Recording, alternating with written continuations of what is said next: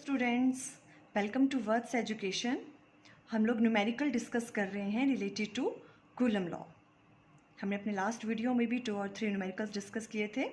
अब हम नेक्स्ट लेते हैं। 3 equal charges are placed on the 3 corner of a square. If the force between Q1 and Q2 is F12 and that between Q1 and Q3 is F13, then the ratio of magnitude F12 divided by F13 is, या ऐसे आपका 4 options दे रखी होंगी। आपको F12 का ratio निकालना है F13 से। सबसे पहले आप क्वेश्चन को अंडरस्टैंड करें। हम फटाफट से एक फिगर ड्रॉ कर लेंगे। 3 equal charges are placed in the 3 corner of square. आपने कोई स्क्वायर ले लिया, 3 कॉर्नर पे चार्जेस पड़े हैं Q1, Q2, Q3, Q1, Q2, Q3, ठीक है। अब आपके पास फोर्सेस दे रखी हैं। Q1 पे लग रही है जो 2 की वजह से, वो F12, ठीक है। और Q1 पे Q3 की वजह से जो लग रही है उसको नाम दिया F13। क्लियर है। अब ये सेम चार्जेस हैं सारे के सारे, Q1, Q2 एंड Q3 ये सेम चार्जेस हैं। तो पहले तो हमने अज्यूम कर लिया Q1 equal to Q2 equal to Q3 equal to किसके बराबर होंगे, Q के बराबर, क्योंकि मैग्नीट्यूड सेम है, ठीक है। और इनके ऊपर जो चार्ज लगा है वो भी क्या है, सेम चार्ज हैं सारे के सारे, ठीक है। तो पहले हम देख लेते हैं कि इनकी डायरेक्शंस किस किस तरह को लग रही हैं। इन्होंने पूछा है कि 1 पे जो 2 की वजह से लग रही है फोर्स और 1 पे 3 की वजह से जो फोर्स लग रही है, उन दोनों का रेशो पूछा है। पहले हम देख लें कि ये किस किस डायरेक्शन में लग रहे हैं। ये भी सेम चार्ज है, मान लो ये पॉजिटिव चार्ज है, ये भी सेम चार्ज है, ये भी सेम है। इस पे इसकी वजह से जो फोर्स लग रही है उसको नाम दे दिया हमने F12। 1 पे 2 की वजह से जो फोर्स लग रही है दैट इज F12, ठीक है। वो किस तरफ को लगेगी, बिकॉज सेम चार्जेस हैं, रिपेल ईच अदर, तो इस डायरेक्शन में लग गई F12। अब Q1 पे Q3 की वजह से जो फोर्स लग रही है ये भी सेम चार्जेस हैं, ठीक है। तो ये भी क्या करेगा, इसको रिपेल करेगा, तो ये फोर्स इस तरफ को लग गई F13। F13 is the force acting on 1 due to 3, ठीक है। Q1 पे लग रही है Q3 की वजह से, इसकी डायरेक्शन इधर आ गई। क्लियर है, यहाँ तक हमने इसको ज्वाइन कर लिया। और इन सब का जो साइड्स है वो हमने अज्यूम कर ली अपनी कैलकुलेशन करने के लिए कि A है, सेम होगी सबकी, ठीक है, क्योंकि क्या है, ये स्क्वायर है। ओके, यहाँ तक क्लियर हो गया, फिगर क्लियर हो गई। ओके, अब हम आते हैं, हमें F12 निकालना है एंड F13 निकालना है। ओके, F12 मीन्स 1 पे 2 की वजह से जो फोर्स लग रही है जिसकी डायरेक्शन इस तरफ को है। अगर हम इसकी मैग्नीट्यूड की बात करेंगे तो कूलम लॉ लगा के क्या करोगा, KQ square, Q1 and Q2 square divided by A square. इनके बीच का डिस्टेंस क्या है, A स्क्वायर, A है तो A स्क्वायर। Q क्यों लिया हमने, बिकॉज सारे चार्जेस का मैग्नीट्यूड क्या है, सेम है, तो हमने इनको सबको अज्यूम कर लिया कि Q के बराबर है। क्लियर, यहाँ पे F12 निकल गया हमसे। अब हम F13 निकालना है हमें। 1 पे 3 की वजह से जो लग रही है, तो क्या करेंगे, ये वाला K वैसे रह गया, इसका मैग्नीट्यूड और X इसका KQ स्क्वायर डिवाइडेड बाय इनके बीच का डिस्टेंस, Q1 और Q3 के बीच का डिस्टेंस का स्क्वायर होता है ना, ठीक है। तो ये हो गया A√2 इसका स्क्वायर।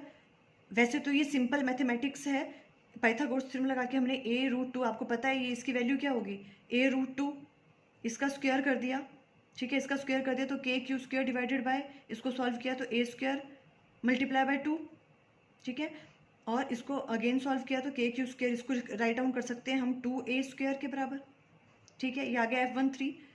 वैसे तो आपको वैल्यू पता है इसकी, इसको कैसे निकालते हैं, पर फिर भी मैं यहाँ पे बता देती हूँ। अगर A और C ऐसे करके मान लो, अगर आपको इसकी वैल्यू फाइंड आउट करनी है, ये AC की, और आपके पास BC की वैल्यू और AB की वैल्यू आपको पता है AA है, तो आप कैसे फाइंड आउट कर सकते हो, पाइथागोरस थ्योरम लगा के AC square equal to AB square plus BC square, A square और AC निकालना है आपको, तो इसका square root and that is A√2। इस तरह से ये निकाला है हमने।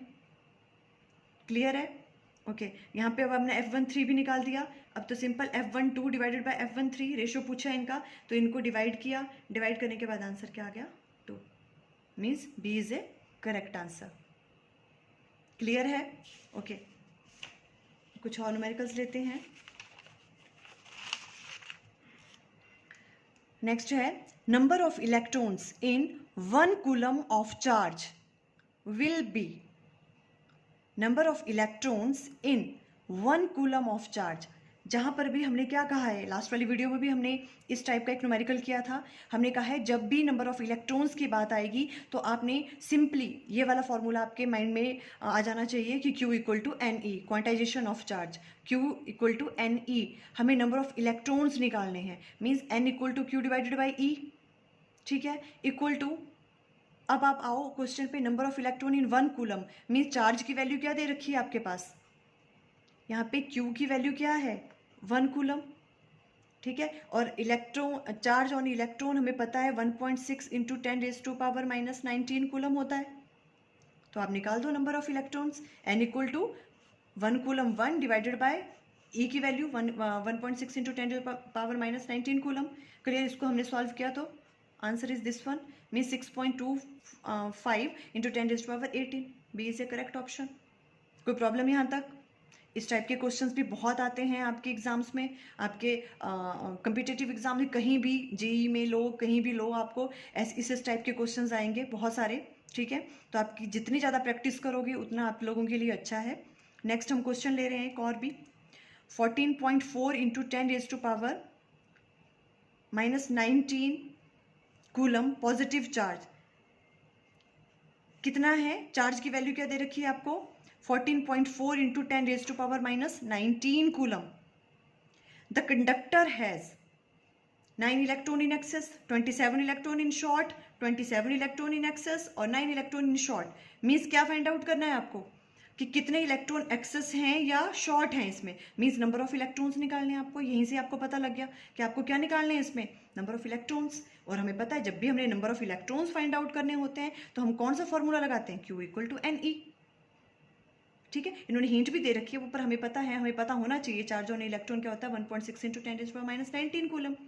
अब नंबर ऑफ इलेक्ट्रॉन्स निकालने हैं तो Q equal to N E, और Q की वैल्यू आपके पास क्या है यहाँ पे, सिंपल Q की वैल्यू क्या दे रखी है हमारे पास 14.4 इंटू 10⁻⁻⁹ कूलम, और E की आपको पता है, ठीक है। तो N की value Q divided by E, Q divided by E आ गया 9। तो कौन सा हो गया 9 इलेक्ट्रॉन इन शॉर्ट, 9 इलेक्ट्रॉन, 9 तो आ गया, ठीक है, 9 is okay, 9 electron in short. Short क्यों कहा आपने, ऐसे 9 तो यहाँ भी आ रहा था, यहाँ पे 9 electron in excess and 9 electron in short. Short क्यों कहेंगे हम इसको, बिकॉज पॉजिटिव चार्ज है। पॉजिटिव चार्ज कब आता है किसी भी चीज़ पे, पॉजिटिव चार्ज तब आता है जब वो क्या कर देता है, अपने इलेक्ट्रॉन्स लूज कर देता है।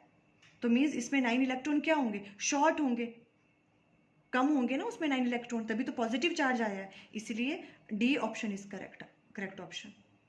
क्लियर है, बहुत इजी क्वेश्चंस हैं, बस आपको पता होना चाहिए कि कौन सा फॉर्मूला हम यूज़ करेंगे।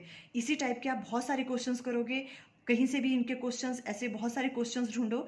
अभी मैं आपको वे बता रही हूँ अलग अलग टाइप के क्वेश्चंस किस किस टाइप के आ सकते हैं, ताकि आपको हर तरह की प्रॉब्लम्स आप सॉल्व कर पाएँ। ठीक है बच्चों, यहाँ तक क्लियर हो गया?